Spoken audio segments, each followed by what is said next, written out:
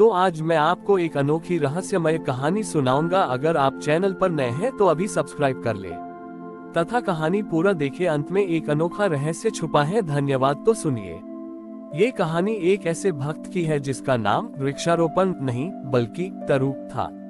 तरु एक लकड़हारा था, लेकिन वह जीवित पेड़ों को कभी नहीं काटता था। वह केवल सूखी लकड़ियां चुनता और अपना जीवन यापन करता था। उसका एक बहुत अनूठा नियम था। वह हर दिन जंगल के एक सूखे और निर्जीव स्थान पर जाकर एक छोटा सा गड्ढा खोदता और उसमें अपनी प्रार्थना की धुनी रमाता था। तरु जिस वन में रहता था, वहाँ एक विशाल पाषाण वृक्ष पत्थर जैसा सूखा पेड़ था। लोक कथाओं के अनुसार वह पेड़ किसी प्राचीन श्राप के कारण पत्थर का हो गया था। न तो उस पर पत्ते उगते थे और न ही पक्षी वहाँ बैठते थे।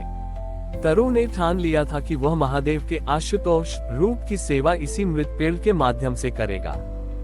गांव के लोग उस पर हंसते थे।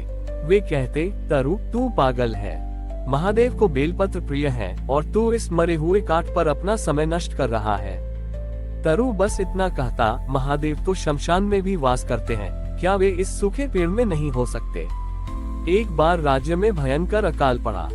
गर्मी इतनी बड़ी कि वन के सारे पेड़ झुलस गए। तरु का शरीर भी शिथिल होने लगा, लेकिन उसने अपनी सेवा नहीं छोड़ी। उसके पास चढ़ाने के लिए जल नहीं था, तो वह कंकड़ों को बीनकर उस सूखे पेड़ के चारों ओर एक रक्षा कवच वेदी बनाने लगा। वह हर कंकड़ पर नमः शिवाय उकेरता। एक रात जब तरु भूख और प्यास से व्याकुल होकर उस पत्थर जैसे पेड़ से सटकर सो गया, तो उसने सपने में देखा कि महादेव उसके सामने खड़े हैं। महादेव का शरीर भस्म से ढका था और उनके गले में लिपटे सर्प उस सूखे पेड़ की टहनियों पर रेंग रहे थे। महादेव ने उससे पूछा, तरु तूने इस मृत स्थान को क्यों चुना। तरु ने निद्रा में ही उत्तर दिया, प्रभु जो हरा भरा है उसका ध्यान तो सब रखते हैं, लेकिन जो सूख गया है, जो ठुकरा दिया गया है, उसे आपकी सबसे ज्यादा जरूरत है। अगली सुबह जब तरु की आंख खुली तो वहाँ का दृश्य बदल चुका था। वह पत्थर जैसा सख्त पेड़ अब पत्थर का नहीं रहा था। उसके तने से एक विशेष प्रकार का सुगंधित रस रिस रहा था।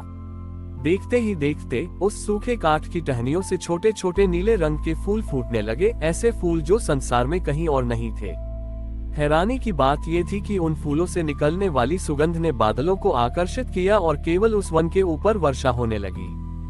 गांव वाले दौड़ते हुए आए।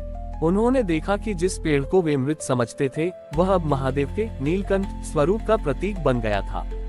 उस पेड़ के नीले फूल बीमारों के लिए औषधि बन गए और उसकी शीतल छाया में बैठने मात्र से लोगों का तनाव दूर होने लगा।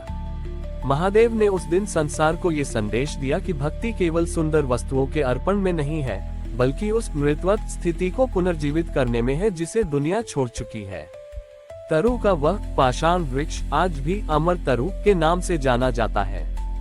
तरु का वह अमर तरु अब केवल एक वृक्ष नहीं, बल्कि महादेव के साक्षात आशीर्वाद का केंद्र बन गया था।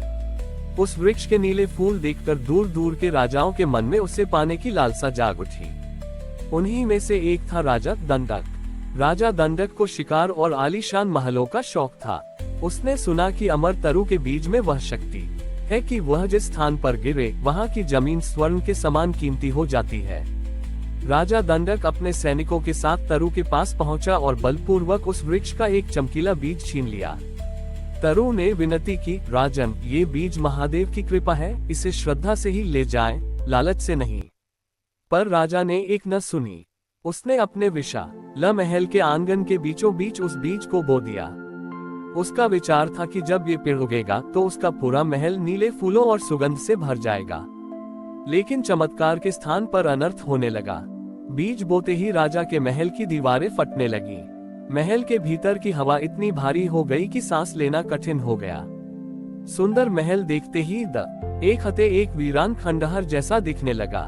राजा परेशान हो गया। वही बीज जो जंगल में जीवन दे रहा था, महल में विनाश क्यों ला रहा था।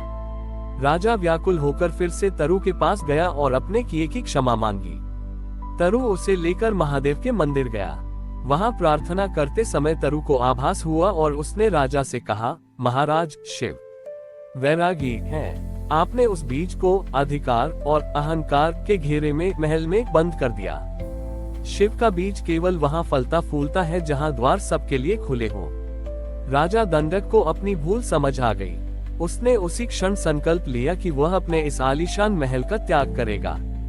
उसने महल की ऊंची चारदीवारी को गिरा दिया और उसे एक अन्य क्षेत्र आश्रम घोषित कर दिया, जहां कोई भी दीन दुखी आकर आश्रय ले सकता था।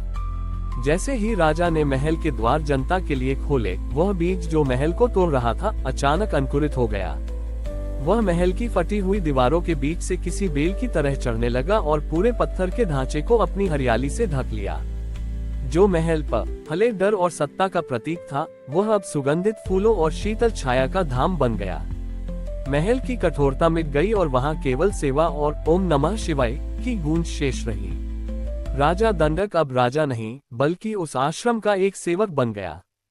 उसने तरु के चरणों में बैठकर सीखा कि असली साम्राज्य वह नहीं जिसे जीता जाए, बल्कि वह है जी से महादेव की सेवा में अर्पित कर दिया जाए।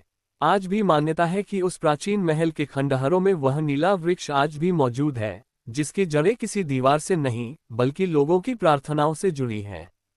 हमारी और भी आध्यात्मिक एवं अनोखी कहानियां देखने के लिए हमारे चैनल पर जाएं तथा धार्मिक एवं पौराणिक अनोखी कहानी छोटी ईयां हमारे चैनल पर है। कृपया जाके देखें तथा हमारे चैनल को सब्सक्राइब करके रखें और वीडियो लाइक जरूर करें। धन्यवाद।